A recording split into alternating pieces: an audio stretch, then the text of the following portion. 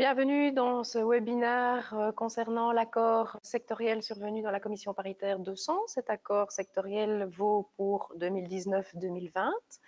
Sur quoi les partenaires sociaux sont-ils tombés d'accord? Alors le premier sujet évidemment c'est le pouvoir d'achat qui augmente de 1,1%.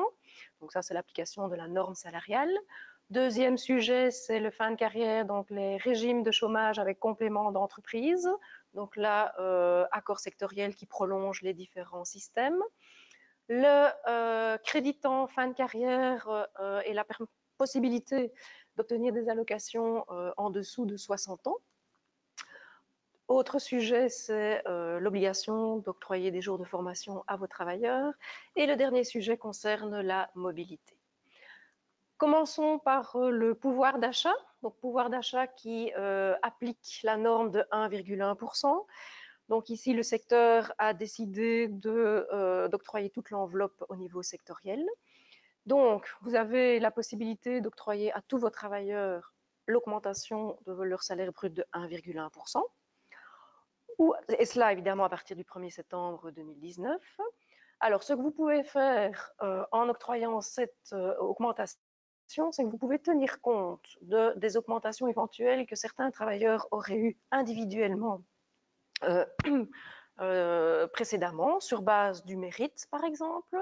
Eh bien, à ce moment-là, vous n'êtes pas obligé d'augmenter les 1,1% puisqu'ils ont déjà eu l'augmentation. Ce que vous pouvez faire, et ça c'est le secteur qui le prévoit, c'est que au lieu d'octroyer une augmentation de salaire de 1,1%, vous pouvez octroyer un avantage équivalent. L'avantage équivalent, ça peut être l'augmentation des chèques repas, par exemple, ou l'augmentation des éco-chèques, évidemment dans le respect des conditions, et aussi dans le respect de voir individuellement si chaque travailleur a bien obtenu l'augmentation des 1,1%. Donc, le calcul est plus complexe que si vous offrez à tout le monde une augmentation de salaire de 1,1%. Dans l'alternative, donc dans l'avantage équivalent, ne pas oublier évidemment que ça doit être un avantage qui est récurrent à partir de 2021. Petite particularité cette année-ci dans la CP200 par rapport à 2017-2018, c'est qu'il y a une dérogation pour les entreprises qui ont des employés et des ouvriers. Et chez les ouvriers, on octroie une pension extra-légale, donc un plan de pension, et pas chez les employés. Eh bien, dans ce cas-là, vous êtes obligé d'octroyer alors une prime temporaire qui va en fait compenser ce manque de pension complémentaire, puisque vous savez qu'à partir de 2025, il faut avoir le statut unique au niveau ouvrier-employé en ce qui concerne la pension complémentaire. Donc, nouveauté à ce sujet-là. Toujours au niveau du pouvoir d'achat, évidemment, si vous octroyez un avantage équivalent, vous avez une procédure à respecter. Donc, pas si vous octroyez à tout le monde l'augmentation de salaire, mais si vous optez pour l'avantage équivalent. Donc, dans ce cas-là, la procédure, quelle est-elle? Eh bien, vous devez, ça dépend si vous avez une délégation syndicale ou pas. Si vous avez une délégation syndicale, vous devez conclure un accord avant le mois de septembre pour l'octroi de votre avantage. Et si vous n'avez pas de délégation syndicale, alors à ce moment-là, vous devez avoir un accord écrit individuellement avec vos travailleurs avant aussi ou plus tard le mois de septembre, donc au moment du paiement de cet avantage. Donc voilà en ce qui concerne le pouvoir d'achat. Maintenant, les fins de carrière. Donc fin de carrière, c'est les régimes de chômage avec complément d'entreprise. Donc, vous savez qu'il y a le système général de la CCT 17 et à côté de ce système général, on a différents systèmes dérogatoires et pour pouvoir appliquer ces systèmes dérogatoires, il faut, en tout cas pour certains systèmes, avoir une convention collective sectorielle. Eh bien, c'est ce que la CP200 a pris ici dans son accord, c'est qu'elle a prolongé les systèmes de RCC métier lourd, système générique, métier lourd, système spécifique et les longues carrières.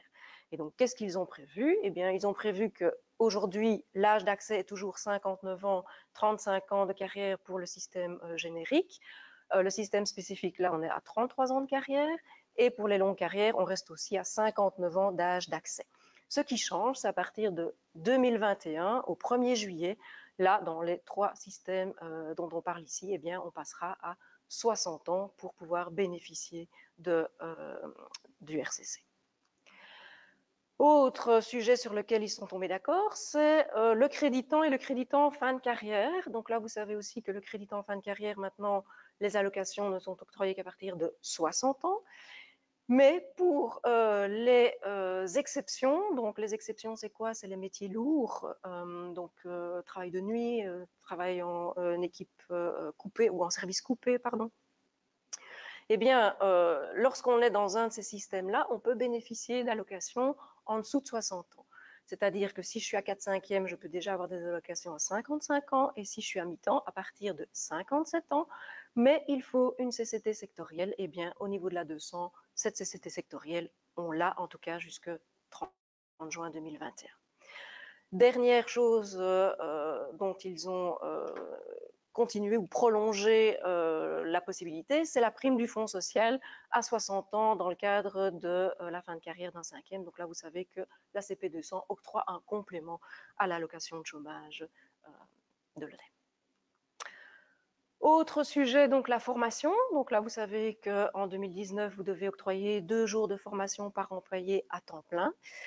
À partir de 2020, on élargit la période à 2 ans. Donc, sur une période de 2 ans et en moyenne par équivalent temps plein, vous devez octroyer plus de jours de formation et le nombre de jours de formation dépend de la grandeur ou de la taille de votre entreprise.